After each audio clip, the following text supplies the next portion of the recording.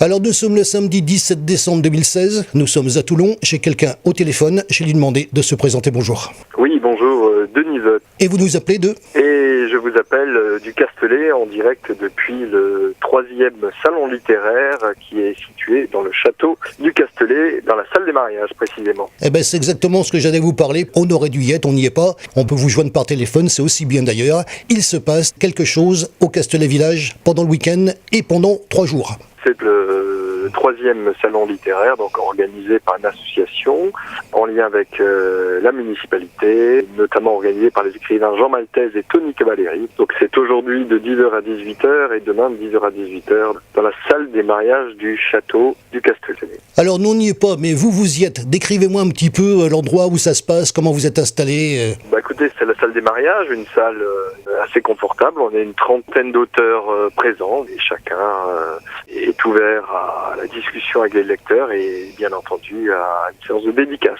On se connaît depuis peu, puisque ça va nous donner d'ailleurs l'occasion de nous connaître davantage, même si c'est par téléphone, vous allez voir, ça va très bien se passer. On va parler bien sûr de votre dernier livre, parce que votre dernier livre, je l'ai vu. On va d'abord appeler le titre. C'est mon premier livre en fait, c'est un livre qui est sorti à la mi-avril donc cette année, 2016, et qui s'appelle La chute du cafard, et le sous-titre c'est Jeux dangereux en Berry, puisque l'action se déroule effectivement dans le Berry. Alors est-ce qu'on peut avoir, comme on dit en télévision ou en radio, le pitch ? Le pitch, écoutez, c'est un commandant de gendarmerie qui vient de faire une intervention le matin même pour libérer des enfants retenus pour faire des cambriolages par une bande de manouches.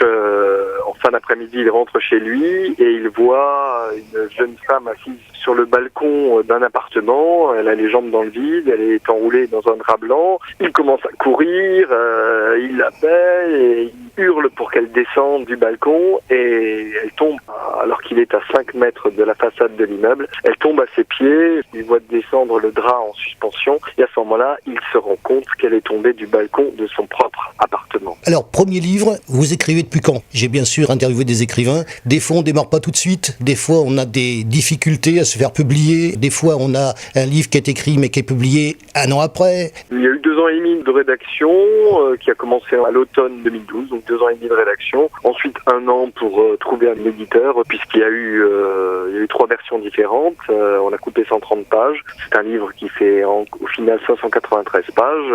J'ai pas eu trop de difficultés à trouver un éditeur, donc c'est un premier livre qui rencontre un certain succès puisqu'il vient d'être édité après que les derniers aient été vendus à la fête du livre du Var à Toulon au mois de novembre. Où j'y étais, on aurait pu se voir d'ailleurs. Moi par contre, dans ce que vous m'avez dit, il y a des choses qui sont justement intéressantes. C'est tout le travail qui est fait d'abord de conception, le temps qu'on met pour se faire éditer. Et puis là par contre, vous venez de dire quelque chose d'extrêmement intéressant. Vous avez remanié un petit peu le contexte puisque vous dites que vous avez quand même enlevé 130 pages. Donc tout ce travail qui est fait avant la sortie d'un livre, ça c'est intéressant de le préciser dans votre cas.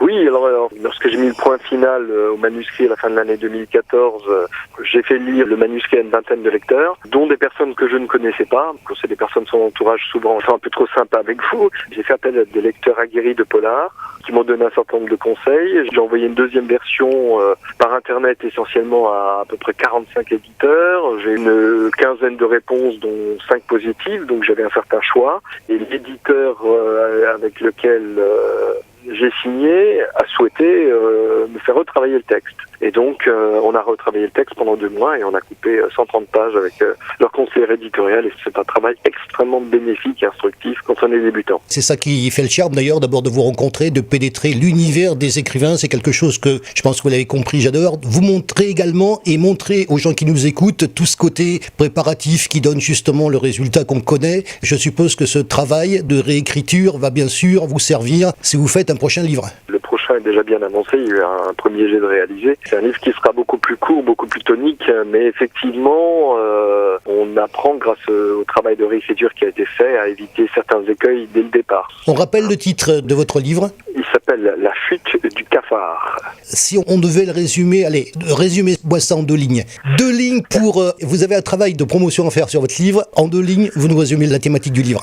Oui, Et la thématique du livre, écoutez, le sous-titre qui est Jeux dangereux en Berry, on aurait pu l'appeler Jeunes dangereux en Berry également. La thématique du livre, écoutez, c'est les dangers que peuvent connaître les adolescents, notamment à travers le harcèlement qu'ils peuvent rencontrer via les réseaux sociaux. C'est un petit peu pour ça qu'on se retrouve avec une adolescente qui est assise sur un balcon, prête à se jeter dans le vide. Pourquoi elle se jette du balcon de l'appartement d'un gendarme? Vous avez répondu parfaitement à la question déjà. On va parler bien sûr des séances de dédicaces, c'est l'occasion bien sûr, et on le sait, de rencontrer votre public. Comment ça se passe, les relations, quand le public vient vous voir, découvre votre univers? Écoutez, aujourd'hui c'est le 19e événement auquel je participe depuis le lancement du livre, qui a été lancé fin avril au Salon du Livre de Châteauroux. L'action se passe principalement à Châteauroux dans le Berry. Le contact avec les lecteurs est extrêmement intéressant.